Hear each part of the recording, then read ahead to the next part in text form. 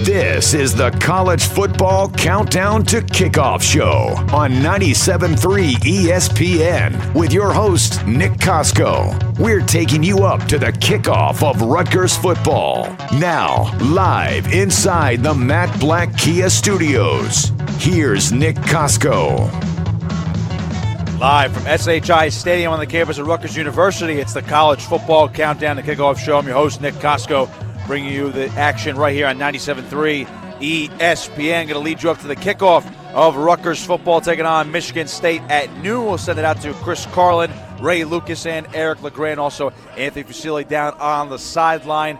It's great to be back, of course, at my alma mater. First time in a couple of weeks, about a month now since I was last up here. But it's the final Rutgers home game here this afternoon. They'll be taking on Penn State next week on the road at 3:30 to conclude the season. But it's senior day for the Scarlet Knights, and they're also honoring former defensive tackle and special teams ace Eric LeGrand, who was paralyzed back in 2011 while playing for the Scarlet Knights. His number is retired, but he will be honored here this afternoon. Of course, you can also hear him on the Rutgers broadcast, which we'll send it out after the show is done, as he's on the call, as I mentioned before, with Chris Carlin and Ray Lucas.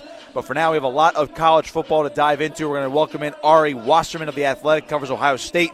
We'll talk to him in the next segment about Ohio State-Penn State, and, of course, more. But right now, we have to dive into the rankings. And, of course, don't forget about my picks, ladies and gentlemen. 20-19-1 on the year. That's right. We did have one push a couple weeks ago. That is all right. But the picks are on target right now. I'm still in the green. I'm still winning you guys money, so don't blame me for any faulty betting. But for now, let's go over the rankings coming into this week of college football. We're in week 12 now. I can't believe it. It's going to be Thanksgiving next week, folks. I can't believe how fast football goes every single season. High school, college, NFL, it just flies by. It's too fun. That's why it flies too fast.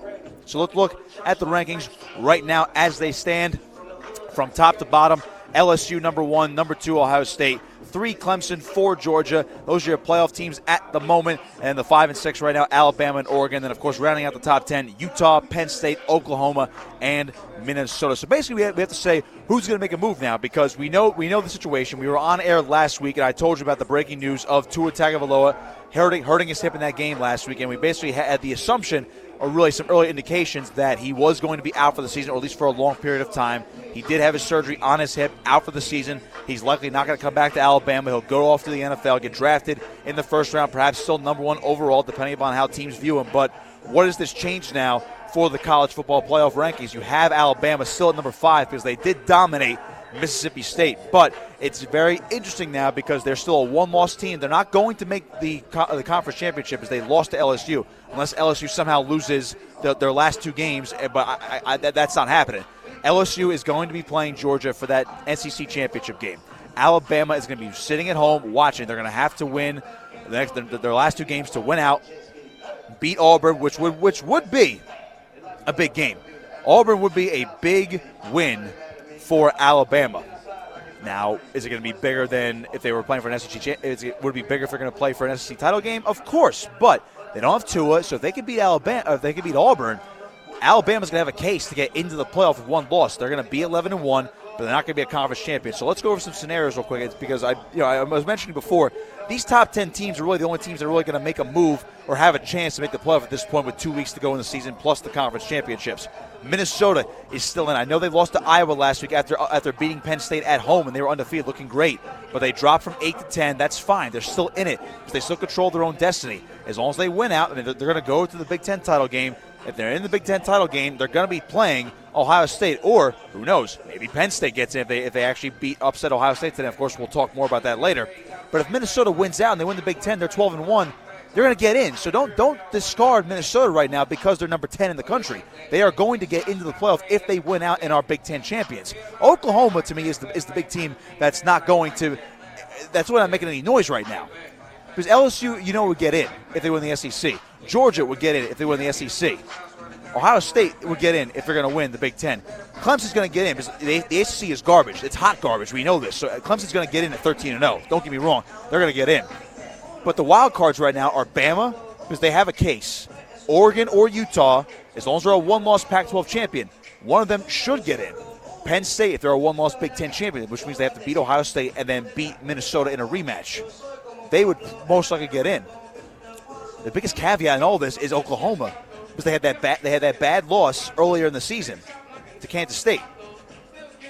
So what happens with Oklahoma? They're 9-1. They're moving up the rankings. They move to number 9. But when you lose a shootout to Kansas State on the road, it's not a good loss. The Big 12 really isn't that good. Oklahoma's there, yes. Texas, just outside the top 10, okay. Baylor, they beat an undefeated team, a comeback last week. They were down 28-3. They beat Baylor on the road. They were undefeated. And Oklahoma State, they're all ranked teams, but the Big 12 is top heavy, kind of like the Big 10, and more so to the extent of the SEC. But where does Oklahoma fit into the equation? In all likelihood, they're going to have to go beat Baylor again in the Big 12 championship, unless something crazy happens in the last 2 weeks. But you would think Oklahoma's going to win out here. They're going to be 11-1, and they're going to have to play Baylor again for the Big 12 title game. But then what happens if Baylor wins? Does Baylor get the same respect as Oklahoma? I don't think so. Because then they would split, and then you'd have to say, all right, Baylor has the edge because they're the conference champions. That's how they have the edge over Oklahoma, and Oklahoma has 2 losses now. But does that one loss just basically screw Baylor at this point? Just the way it is right now, it just seems like Oklahoma is the only team that's going to come out of the Big 12 if they get to the college football playoff. Because Baylor with that loss, they dropped. Baylor dropped to 14. It was only one spot for them, but they're 14 right now. They're below a 2-loss Michigan team and a 2-loss Wisconsin team and a 2-loss Florida team. So what does that say about the committee's rankings and respect towards Baylor right now? Even if Baylor wins out, that's fine. But if you're going to have 2 11-1 teams between Baylor and Oklahoma, Oklahoma's going to get in if they win. But if Baylor wins, they're not getting in. The committee does not respect Baylor and their schedule. They don't respect what Baylor has done this season. Let me just run it down for you. SFA, I'm pretty sure that's St. Francis. No. Utah State. No. Rice. They barely beat Rice. They beat Rice by 8 points on the road. Just edged out Iowa State. Beat Kansas State, which is what Oklahoma lost to. They beat Texas Tech by 3. They beat Oklahoma State. They barely beat West Virginia. They're not ranked. They barely beat TCU. And then they lost to Oklahoma. There's no good game on that schedule for Baylor. That's why they're a top 15 team and not a top 10 team. That's why they were 13 undefeated. When they were undefeated, they were number 13 in the country. So what does that tell you about Baylor? Oklahoma is the quietest 9-1 team I've ever seen. Because at least you can say Penn State, if they win the Big Ten, they're going to get in. Utah and Oregon, if one of them wins the Pac-12 with a 1 loss, they should get in. Alabama sells a case, even if they don't win a conference title game. It's kind of like the scenario a couple years ago where Penn State won the Big Ten with 2 losses, but Ohio State had 1 loss. They're in the same division as Penn State, but they still got in the playoff. Like I said, that could be the same thing that happens for Alabama here. The biggest issue is, if we're going to talk about the top teams now, the top 5 teams, and just overall in the top 10, pretty much the only team that really does not have a shot is Oklahoma. It seems like they have the least likely shot to get in, right? The least likely chance to get in. Let's just say LSU, Ohio State, and Clemson, they're all conference champs, undefeated. Georgia has 2 losses. They're out. Now you have to decide between Bama, a likely, let's say an 11-1 Bama team, a 12-1 Oregon or Utah team that wins the Pac-12, and maybe a 12-1 Big 12 champion in Oklahoma. Who gets in? Bama, Oregon/Utah, or Oklahoma? The committee doesn't respect Oklahoma over Oregon and Utah right now, so you would think Oregon and Utah, if everybody keeps winning, they're going to get in over Oklahoma, but how do they weigh a Pac-12 championship from Oregon or Utah against Alabama? That's the biggest issue now at the playoff. And then just brings up the question, which we can dive into later with Ari Wasserman, the issue of expansion, whether it should happen or not. I think it should. I think it is going to happen eventually. 4 teams is so good, and it makes every game mean so much every year. But I think at some point, I think you would want 8 teams, because wouldn't you want to see the top 4, let's say they're LSU, Ohio State, Clemson, and Georgia? You'd want to see those teams, but maybe you mix in Oregon, a Penn State, and Oklahoma, and Minnesota. Maybe a Florida or Wisconsin or Michigan sneaks back into the top 8. You don't know. You want to see that. You want to see these 2-loss teams have a chance. Because sometimes these 2-loss teams, okay, they may have one crappy loss, but that second loss, or if it was their first loss, no matter what the order, one of those losses could have been, to the number 1 team in the country. You say, well, that's not really fair. It's not their fault they had 2 losses. They won bad loss, but they lost to the best team in the country the other loss. It happens like that. So maybe playoff expansion is the best way to go about it, eventually. But again, and I'm going to throw one last wrinkle in for you as we discuss these rankings. If Georgia beats an undefeated LSU team in the championship game. Now what do you do? Let's just assume Ohio State and Clemson are undefeated and they get in. Ohio State 1, Clemson 2. If Georgia wins, they're number 3 as an SEC champion. Number 4, what happens? Do you put in LSU? Do you put in Alabama? Both one loss, neither won a conference title. Or do you put in a Pac-12 champion or Big 12 champion? That's the biggest caveat. That would cause the most chaos. Don't forget that. All right, we're going to step aside and take a quick break. On the other side, Ari Wasserman of The Athletic. He covers Ohio State. We're going to welcome him into the program, get his thoughts on the Ohio State-Penn State matchup, get his thoughts on the rankings, and also talk about expansion and a bunch of other things. Make sure to keep it locked here. You're listening to the College Football Countdown and Kickoff Show right here on 97.3 ESPN. This is the College Football Countdown and Kickoff Show with Nick Costco on 97.3 ESPN and the free mobile app. Back here on the College Football Countdown and Kickoff Show on 97.3 ESPN. Nick Costco with you live from SHI Stadium at Rutgers University. It's senior day for the Scarlet Knights. Also honoring Eric LeGrand today. Got a couple minutes now to spend with Ari Wasserman. He writes for The Athletic. He's the Ohio State beat writer. Pleased to have him join the show. Give us a few minutes. Ari, what's going on, man? Hey, how are you?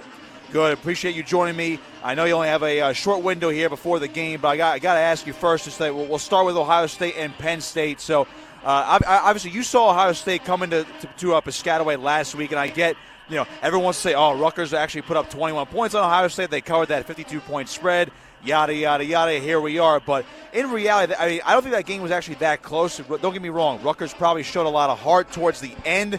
But for Ohio State, it seemed like it was just business as usual. Yeah, that wasn't even remotely close in my opinion. I think Ohio State was just trying to go through the motions and get through the game so they could get to Penn State without any injuries. So, I think it's funny that Rutgers was the first team, I think, all year to score a first-half touchdown on Ohio State and, did cover the spread both first half and second half. And certainly a lot of people thought it could get uglier. But, last week I think was a get out of the last game before Penn State healthy kind of a week. What's it mean for Ohio State to have this game at home? I know the big college game day atmosphere, ESPN and Fox are over there right now as they welcome in Penn State. So when you look at this game on paper right now, the fact that it's such a huge game, and I get the rivalry game is next week, but I feel like this game is more indicative in terms of how this Ohio State team is going to fare in the Big Ten Championship and as well as the college football playoff. I would say, if they lost today, you could basically kiss the playoff hopes goodbye, right? Yeah, I would probably categorize this game today as a playoff quarterfinal.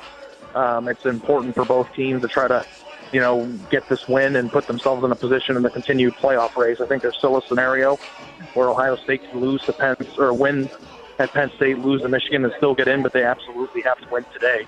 This game is a lot like 2015 Michigan State was when they lost before the Michigan game and ended up not making the playoff despite having what I thought was one of the better teams in the history of the game. So, that's the playoff committee. You don't want to put it in their hands, and Ohio State has to take care of business against a team that also controls their own destiny in the Big Ten. Talk to me, Ari, about Justin Fields. Obviously, he's a transfer from Georgia, but he has gone off this year in his first year in Ohio State under head coach Ryan Day. He has been absolutely unbelievable. Obviously, he has over 2,000 passing yards, 31 touchdowns through the air. He's doing it all on his feet as well. Fields, for some reason, just could not beat out Jake Fromm in a different system at Georgia. And I'm a big fan of Jake Fromm, but the way he's playing this year obviously is better than Fromm. But it had to be the change of scenery. And what have you seen from Fields all year to know that he probably is going to be a Heisman candidate at the end of the year? He's 6'3", 230 pounds, runs a 4.4, and can throw the ball 75 yards in the air. It's kind of interesting. I'm writing a story right now, actually, for The Athletic about, talking to some of the people that worked with him when he was in high school at the opening and things like that. And, how just physical talents and traits aren't as typical, what he has. So to get to this point, it's not that surprising, and it shouldn't have been that surprising. Now, obviously, he left Georgia, and people thought that there was a chance that he wasn't as good because he got beaten out. But you got to remember, the kid was a freshman last year. So, I think he's ahead of schedule. I thought when he left Georgia, there was a chance that he wasn't as good as he was hyped up to be. But once you see this kid in person and see the physical attributes, it's no question why he's able to do what he's doing. I can't say people are forgetting about him right now, but J.K. Dobbins, the lead running back for the Buckeyes, he has gone off. He's over 1,200 yards again on the ground, 13 touchdowns. I mean, he is, I would say, one of the more underrated backs in college football just because of the way the college offense has evolved to basically all spreads, a lot of passing, the way Justin Fields has played all season long. I mean, are people actually forgetting that J.K. Dobbins is this good? I don't think that people are forgetting. I just think that, Ohio State had the best recruiting class in the history of modern-day recruiting in the 2017 class. And a lot of these guys are in their third year now. And you've got Chase Young, you've got Jeff Okudah, who are going to be two potential top 5 picks in the NFL draft. You have Justin Fields, who's a quarterback, and, some 5-star friends. I mean, there's just a lot of people to talk about on this team. But here in Columbus, I don't think anybody is naive to the fact that without the way he runs the ball and some of the tough yards that he picks up, and, of course, just the volume of stats he's put up this year, that Ohio State would be a very different team without him. It's interesting you mentioned Chase Young. He is back here today against Penn State after serving the 2-game suspension. I got to think Chase Young is saving his best for last here, knowing that he's a big-time pro prospect. Could be a number 1 overall pick the way he's been playing this year. What do you expect out of Chase Young today? The thing with Chase Young is that he is 6'6" and 270 pounds, and the guy has a six-pack. He's also a physical freak. So, in terms of, what you expect from him, I think Ohio State expects that he's going to disrupt the entire game. And, if you're Penn State, I think you have to understand that he's going to get his. He's one of these defensive ends that isn't going to be kept quiet the entire game. You just got to hope that you can overcome the big plays that he makes. So, he will get a sack today. He gets one every week. I don't think that anybody anticipates that he would be corralled in any way, even through double teams. And, of course, Ohio State's got a lot of talent in other areas. So when an offense spends as much time as they do trying to contain him, that frees up playmakers for other guys. So sometimes the value that he has on this defense isn't showing up in the box score, but he is, in my 10 years covering this team, probably the best player I've ever seen. That's quite an honor to give him right there. Best player you've ever seen, and it's going to be wonderful to see what he does at the next level. So on the flip side for Penn State, you're looking at quarterback Sean Clifford, who's going to be probably the main victim of Chase Young today. What do you see out of this Penn State offense, knowing that they had to replace Trace McSorley, Saquon Barkley a couple of years ago, and obviously Miles Sanders last year? It's a whole new Penn State offense, but Clifford has filled in valiantly this season, and Penn State's still a top 10 team right now, despite that loss to Minnesota, and they edged out Indiana. Does anything scare you about Penn State's offense right now? Penn State's a really good football team, and they've played Ohio State very well the last few years, and there's no question that they're in a position to give them a game. So they're ahead of schedule, and whenever a team is ahead of schedule, that means that the recruiting has done well, and the coaching staff has done a very good job of developing these players. And, I do think that there is a really good chance that we can see a good game here today. Of all the games I've covered this year, I thought Ohio State was going to blow out all of them. I think Ohio State's going to win comfortably today, but I think it's going to be a challenge, more so than any other game they played in. So we'll see how things play out, but I think Penn State needs Hamler to play, and I know he's been dealing with some head injuries, and he's the most explosive player in their offense. But in terms of sheer talent, this is the most talented team Ohio State's faced this year. All right, Wasserman of The Athletic joining me here on the College Football Countdown and Kickoff Show. He covers Ohio State football. All right, one more for you before we let you go. I know we kind of went down the list here in terms of the talent that Ohio State has, but in terms of this game today, knowing that it is at the Horseshoe, I don't think Ohio State is going to look ahead to Michigan. Obviously, that is the big rivalry game every single season. But you just by the way you've talked about this team so far here today, this might be one of the best Ohio State teams we've ever seen. You already mentioned the best recruiting class in modern day history, it seems like. What is your ultimate prediction here for today? And I would think as long as Ohio State wins today, they have the inside track to the playoff, and they might even have an outside shot at the number 1 seed.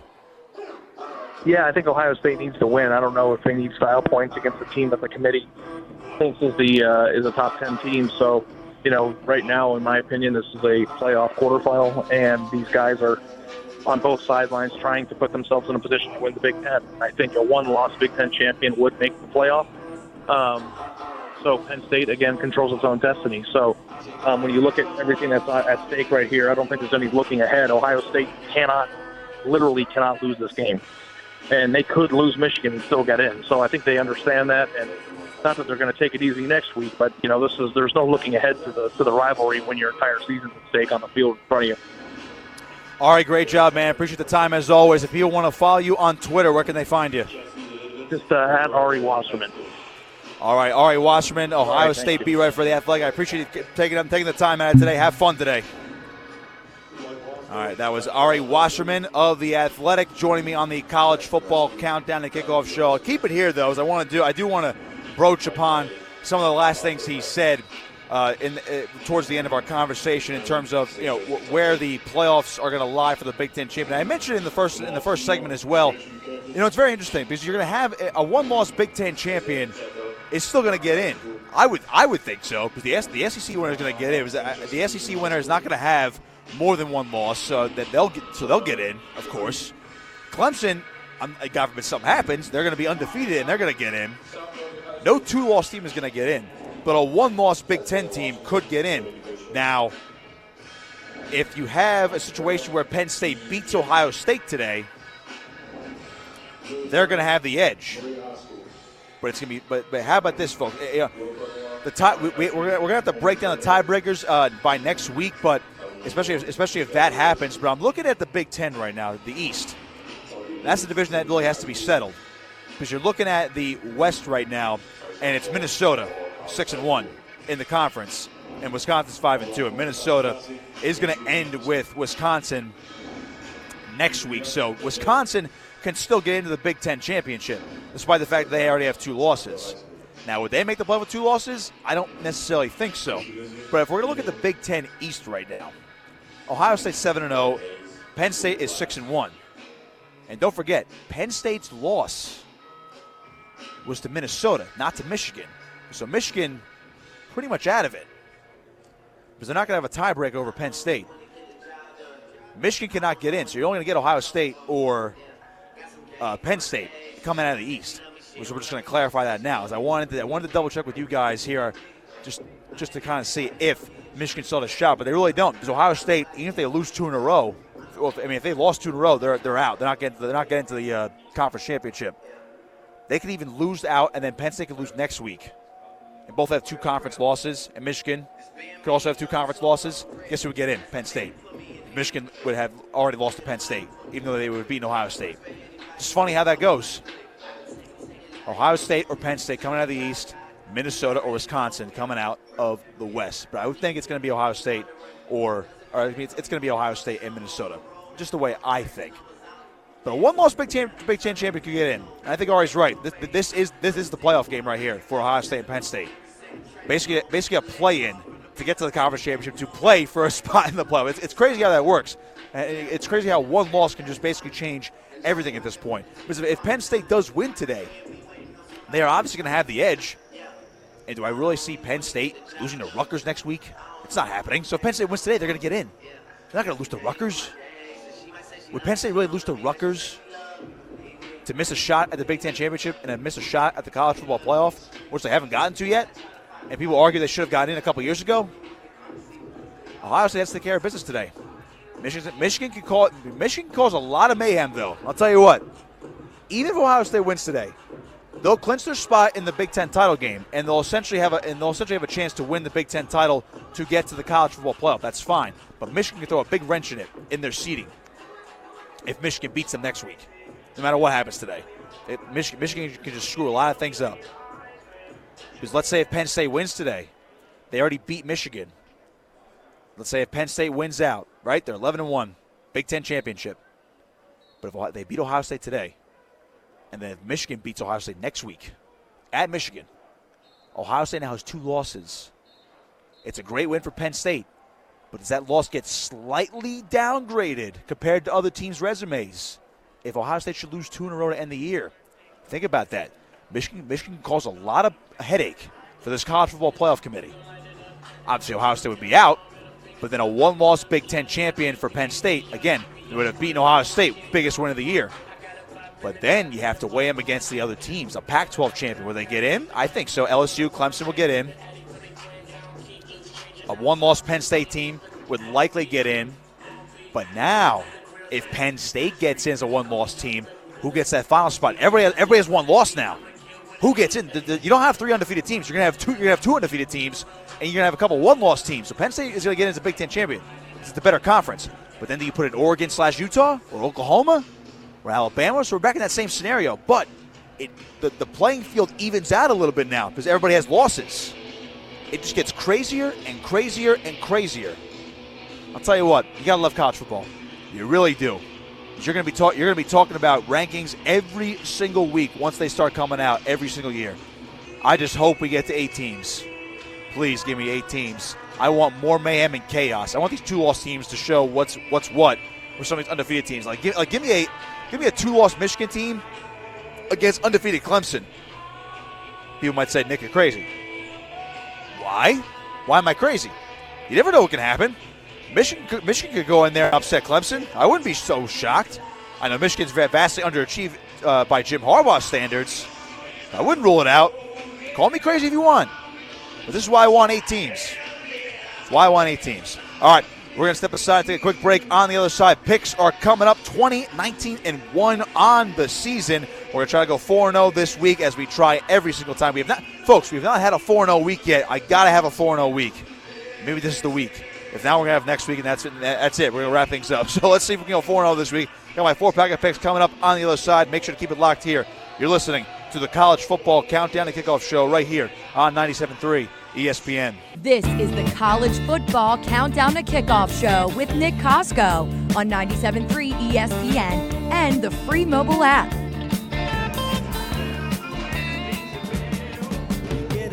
Back here on the College Football Countdown and Kickoff Show right here on 97.3 ESPN. Nick Costco with you live from SHI Stadium at Rutgers University. It's senior day for the Scarlet Knights. They're also honoring Eric LeGrand here at halftime.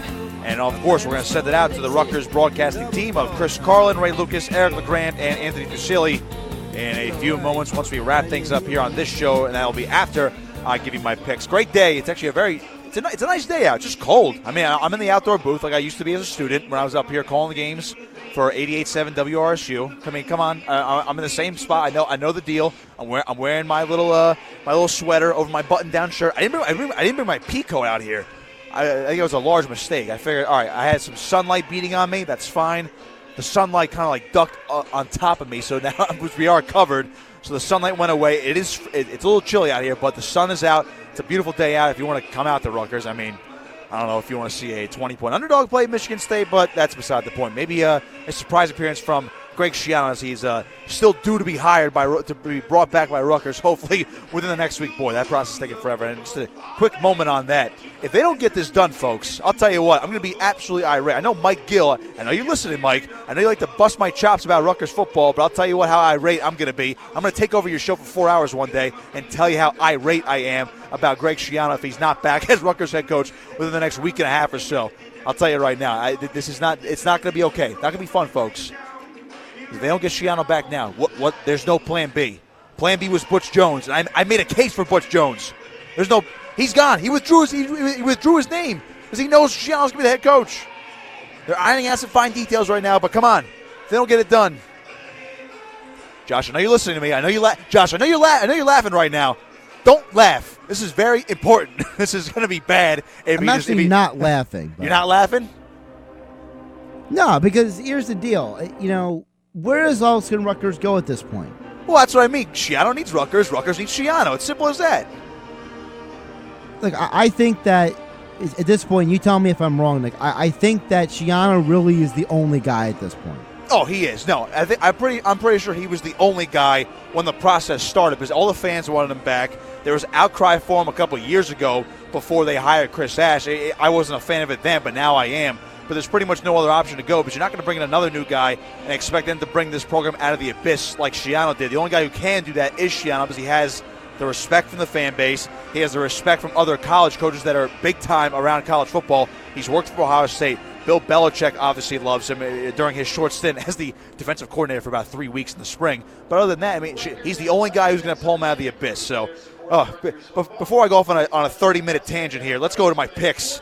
Oh, God. All right, here's my 4-pack of picks. We have about 4 minutes left. Oh, jeez. I'll tell you what, folks. It was cold out here. Now it's hot. I'm now hot under the collar talking about this already. All right, 4-pack of picks. Again, 20-19-1 on the season. looking to go 4-0 this week. Let's do it, folks. I'm going out on some limbs here. Spoiler alert, going all home teams today. That might indicate who I'm going for in this game here at Rutgers, in case you couldn't tell. All right, number 6, Oregon at Arizona State today. Arizona State is a plus 14 underdog at home.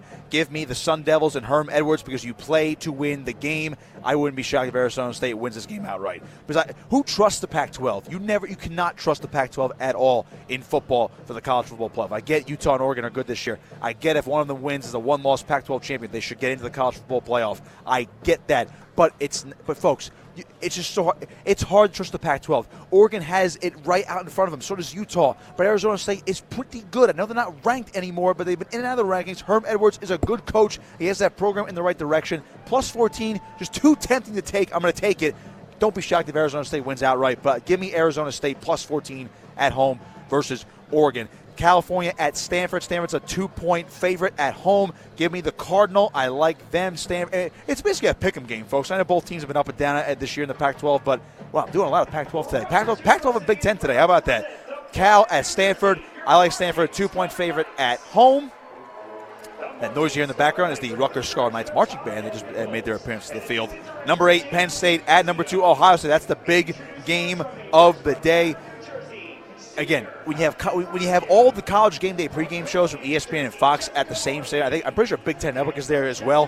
When you have them all in the same place, you know that's the big game of the day. We were talking to Ari Wasserman before of The Athletic. I mean, he thinks Ohio State is going to win comfortably, but it is going to be a tight game early on. That's what I said earlier on in the show as well. But Ohio State is an 18-point favorite. Nick, are you nuts? Are you going to take this line? Yes, I am. We're going to take it. This is going to be part of our 4-0 week, folks. Ohio State minus 18. Don't say I told you so. It's going to happen.